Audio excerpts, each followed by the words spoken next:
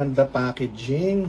Kasama siyang ref magnet ba ito? Oh, cake cutter nga siguro. Kasi from Cha-Cha siya, all the way from Marikina. Nagpa-order pa tayo nito. Oh my God, slab cake. Haba! So mga ano siya, almost 2.5 na dangkal. Anong size yun? Next natin, meron silang chocolate. Pakaganda naman ng packaging. So, oh my God.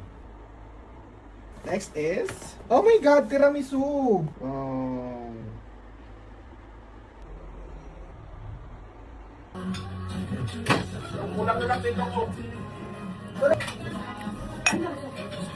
Gusto ko yung may crunch siya sa taas. Ano man yan, ang sarap. Parang may mousse na parang jelly din may magyan. Mousse, ang smooth. Perfect na combination. Sarap. Tiramisu! Wow. Naghahalo yung kape yan. Kape, tapos ang kapal ng cheese, sobrang tarty, chocolatey. Aftertaste na kape. Sobrang sarap. Ay, sobrang light, sobrang soft. Dito strawberries ang gamit. Lasang-lasa mo talaga. Grabe.